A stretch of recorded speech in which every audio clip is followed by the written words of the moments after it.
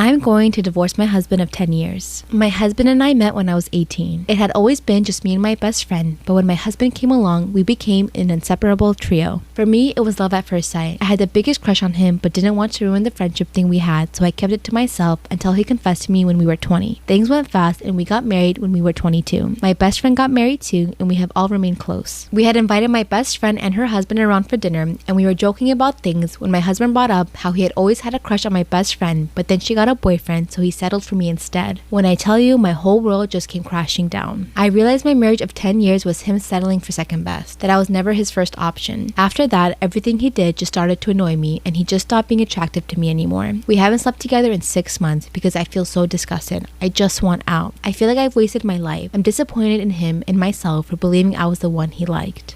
So the funny thing about this is that this post somehow got back to the husband, so he made a reply post and he says, I destroyed my marriage with a stupid comment and a one-night stand. So I found my wife's post. I'm going to divorce my husband of 10 years. Someone made a video about it and that video got back to me. I would like to tell my side. When I met my wife, I didn't really think much of her. She was funny, kind, and a good friend, but I had no interest in her. Her friend Sarah was gorgeous. She had long red hair and these soft freckles and long lashes. She was my dream girl, but she was not interested in me. I noticed my wife, Amber, was hanging out with me more, laughing at my jokes, listening to me, and it made me consider having more of a relationship with her. Sarah got a boyfriend about a year into us being friends, and her interest in our friendship got dwindled. She hung out with us less and spent more time with her boyfriend, which left me and Amber alone a lot. I ended up giving up on Sarah and focusing on Amber, and we started dating and got married. We kept our friendship with Sarah, but we focused on each other. In the back of my mind though, it's always felt like I had missed out on something. My marriage was boring. Amber and I were basically friends, and I was working hard to save for a house, and she was working hard to save for future kids, so we were existing alongside each other, not actually together. So one day when we were at dinner, I got jealous of Sarah and her husband, who seemed happy and made a comment about settling for Amber. Amber shut down after that. She kept repeating the same questions over and over, and it would make me so angry that I didn't want to answer, so I didn't. I guess that was my first bad move. Sarah messaged me after dinner to check if I was okay, and we kept messaging. She was just reassuring me that I did nothing wrong and it would work out. Then I got a text saying Amber was planning to divorce me. So Sarah came over and we tried to stop her from leaving me, but it seemed to only make things worse. Sarah saw how distraught I was and stayed to comfort me, and we drank, and in one stupid drunk mistake, we ended up sleeping together.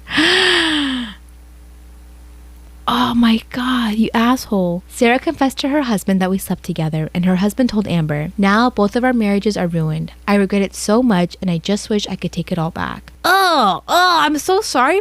What a piece of shit.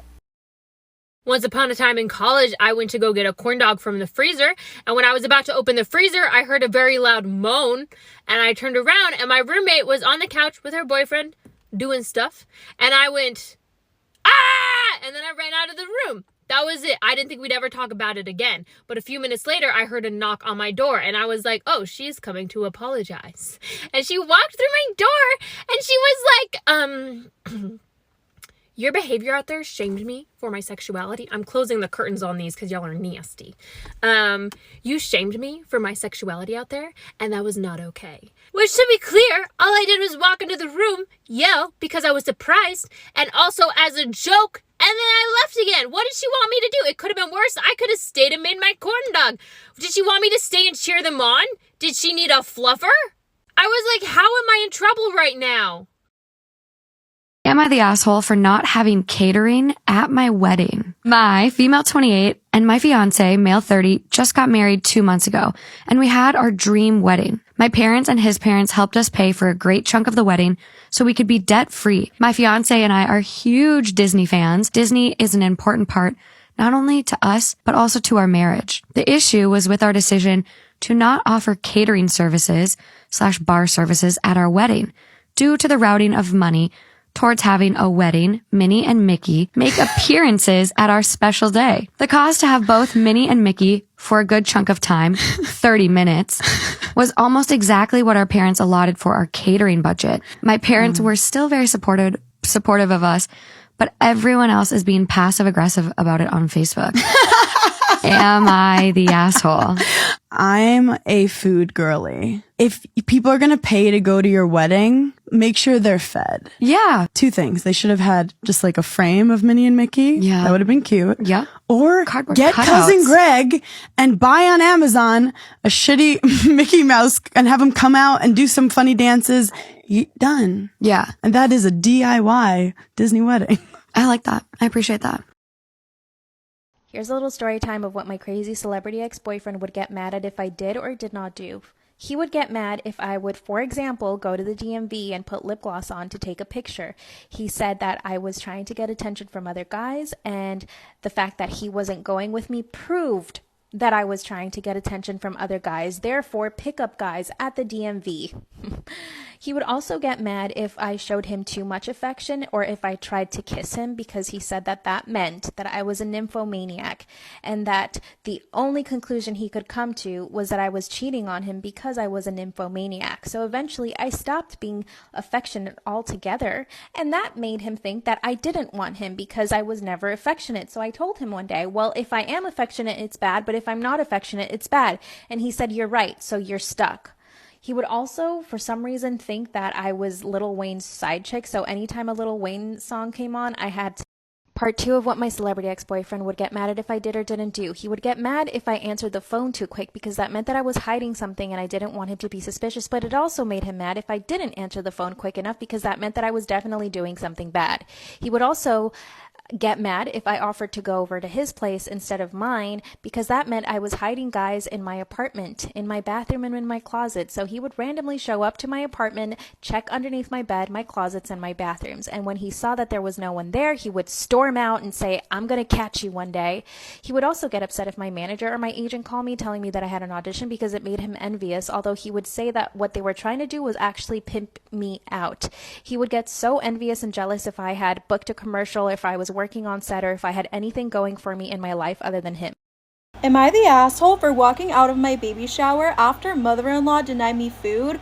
What is wrong with mother-in-laws? Not all mother-in-laws, I'm sure there's a lot of nice ones, but I'm just saying, like, before I start, I'd like to say that I'm a bit of a big girl, and no shame in that. I love myself just the way I am, and I've been living by the motto, be you, everyone else is taken.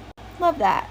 Mother-in-law always made comments about my weight ever since I got pregnant. She started making more comments while low-key shaming me for what I eat. Whenever I visit, she'd give me smaller plates, portions, cups, and even spoons. She always buys me small size clothes, even though I'm in my second trimester, and those clothes don't fit. I want to know what the husband is saying in all this. My sister-in-law decided to throw me a baby shower after my dear husband denied when my sister offered to throw me one. The whole side of my in-laws are invited, and my mom refused to come after what my husband said to my sister. That's a whole other story. So to be clear, her own sister couldn't throw her a baby shower, but her sister-in-law could. Got it. I don't like the mother-in-law, I don't like the husband, and we'll have to see about sister-in-law. I got there and mother-in-law was in charge of serving food to the guests. I bet she was. All that was served was cake and juice. I got hungry from talking, went to go eat some cake, and the second I put my hand on the cake, mother-in-law grabbed my arm. She said that I gained enough weight, and if I kept it up, her son would not be happy living with a walrus. Go to part 2. Part 2, am I the asshole for walking out of my baby shower after my mother-in-law didn't let me eat? So again, she called me a large walrus, and I didn't know how to respond, especially because she said it out loud. She gave me a sorry not sorry look. I put the cake down, grabbed my stuff, and started walking. Her daughter stopped me, saying I can't leave mid-party and embarrass her like that. I told her to tell her mom to leave if she wanted me to stay, but she went off and said, are you crazy? She's my mom. You want me to kick her out in front of everybody? You mean like how you called her a walrus in front of everybody? I turned around and kept walking. I called my mom to come pick me up and went home. My husband came home furious. He asked me to explain what I did at the baby shower and why. I told him what his mom said, and he started ranting about how effed up this is over something so minor. I said it wasn't minor. She literally cut me off of food, and he said that she meant well and that I need to let go of this easily offended mindset before I pass it on to our son. He said cakes are not essential foods, and that was not a good enough reason to walk out of the baby shower that his mom and sister put a ton of money into. He said I had hours to call and fix things, but I refused. I had to actually go to my mom's because he would not stop pressuring me to apologize. He said his mom and sister are pissed off and let down about what I did, and that I'm ungrateful and spiteful. Am I the asshole? Am I the asshole for telling my husband I'll continue to sleep naked as long as his friend keeps barging into the room? She should be able to sleep however she wants regardless. So my husband's best friend moved in with us, and he's quiet and doesn't make a mess around the house. However, he has a habit of walking into the bedroom randomly to take stuff from my husband's closet. I felt like my privacy was being violated because I'm a private person, but when I tried to speak up on it, I got brushed off by both of them. Last week, Jacob barged in at 11 p.m. and interrupted my sleep. I was sleep deprived the whole day at work and got fed up. I decided to start sleeping on top of the bed fully naked whenever I'm in there. Last night, Jacob walked in at 10 p.m. and saw me and said, "Shit,